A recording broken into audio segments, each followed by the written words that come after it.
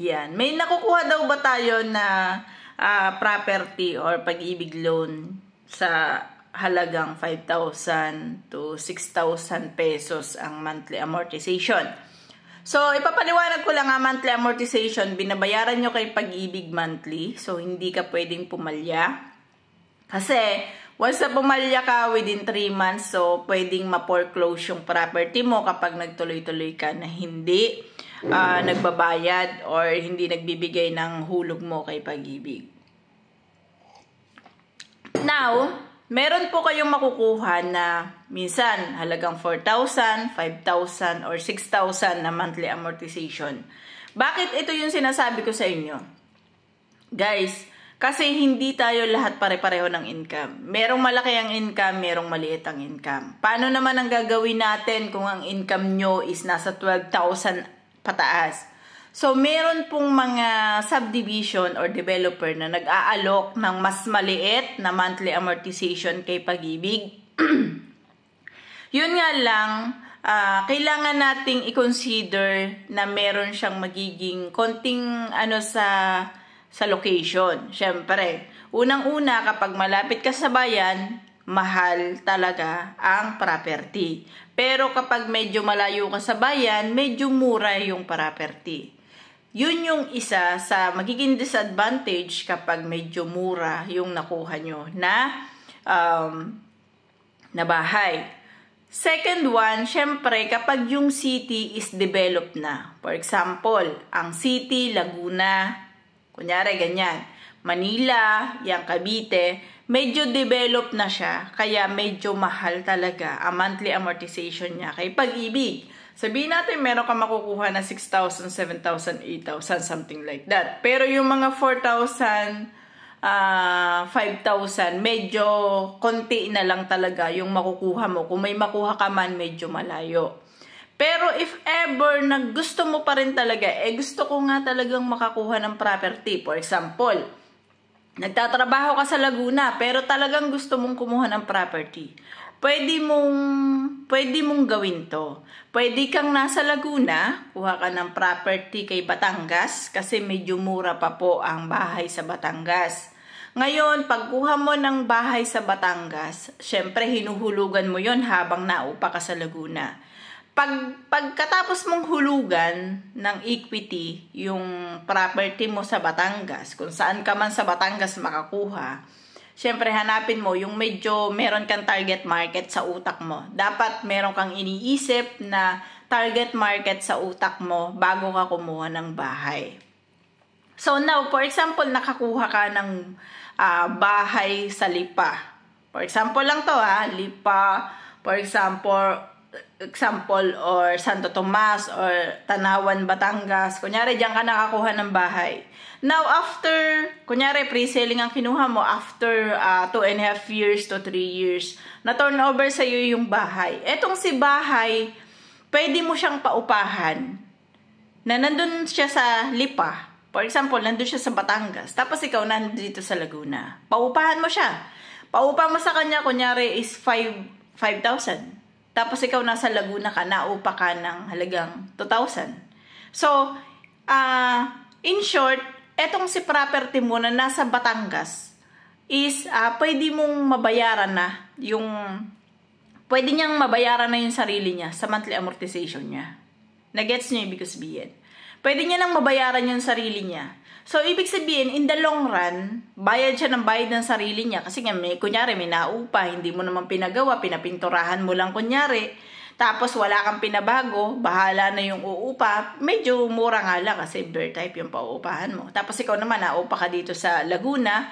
Halimbawa, is 2,000 or 3,000 ang upa mo. Kahit paano, yung pera mo is may napupuntahan. Hindi mo siya itatanong sa sarili mo, saan napunta yung pera ko? Kasi madalas ganun tayo Ganun din kasi ako. Parang kapag sumahod ako ng ganitong amount, parang bigla akong tatanungin ng sarili ko, saan ang laki pala ng aking kinita ngayon, pero saan na siya napunta?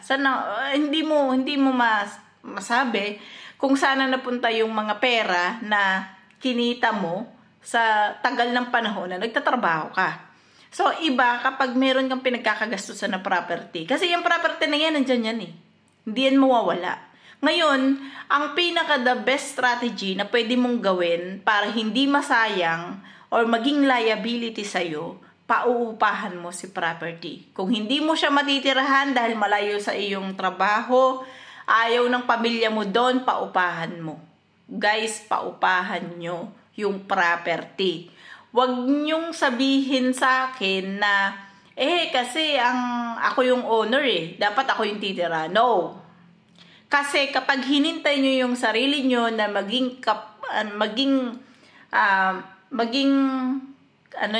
may kapasidad na tumira doon, guys, baka maluma yung bahay. Sayang yung time na nakatayo na yung si bahay pero walang nakatira, walang income. Tapos magbabayad pa kayo ng amilyar, magbabayad pa kayo ng kuryente niya. Syempre, magbabayad pa kayo ng tubig niya, kahit naman kasi walang nagamit, nagkakaroon tayo ng bayad sa kuryente. Kahit sabihin natin halagang 20. So, parang monthly din yun nangyayari. So, yun. Para sa akin, para hindi siya maging liability, paupahan nyo. So, I hope na nakatulong to para doon sa lahat ng mga gustong magsimula ng paupahan or gustong kumuha ng bahay. Pero ang iniisip nila, ang layo kasi nitong bahay na to Pero kung gusto nyo kasi guys, kung gusto nyo talaga guys na kumuha ng bahay, wag nyo kasing isipin sa sarili nyo na kayo ang titira. 'Di ba? Doon sa community doon, wala ba doon naghahanap ng bahay? 'Di ba? Hindi natin masasabi. Mamaya, doon kayo sa mismong, kunyari, ang napuntahan nyo, medyo malayo. Pero may pabrika. For example lang to Medyo malayo yung inyong property, pero may pabrika doon. Now, yung mga tao doon sa pabrika na yun, di ba yung naghahanap ng room for rent? Di ba yung naghahanap ng house for rent? Di ba yung naghahanap ng bed spacer? So, once na ganun yung target na market na nasa utak nyo, isipin nyo muna kagad once nakukuha kayo ng property kung sino ang magiging target market nyo. For example, kumuha ka ng bahay sa bayan. So, walang pabrika. Medyo malapit siya sa bayan. Siyempre, titingnan nyo yung location Medyo malapit siya sa bayan. Medyo malapit siya sa school. So, sinong target market mo? Possible ang mga teacher or family. Yan yung dalawa na pwede mo maging target market. Now, malapit siya sa bayan. Dahil malapit siya sa bayan, maraming establishment sa bayan. Sino ba nagtatrabaho sa bayan? So, pwede mo maging target market dyan, yung nagtatrabaho sa mga SM, nagtatrabaho sa mga hardwares, nagtatrabaho sa kung saan man dyang stall. Pwede yan ang maging target market mo. Kapag ganyan ang target market mo, alam mo na room for rent ang gagawin mo or bed space. Kasi hindi ganun kalaki ang sinasahod niyan. Pero kapag ang iyong property, for example, kagaya nung na ang property is medyo malayo. Malayo siya. Malayo yung property niya sa mismong bayan. So, sino ang pwede niya maging target market? For example, kunyari na kumuha siya, en layo. Ang pwede niya maging target market dyan, family. Family. Kasi, ang mga family, minsan, okay sa kanila kahit malayo, basta medyo mura.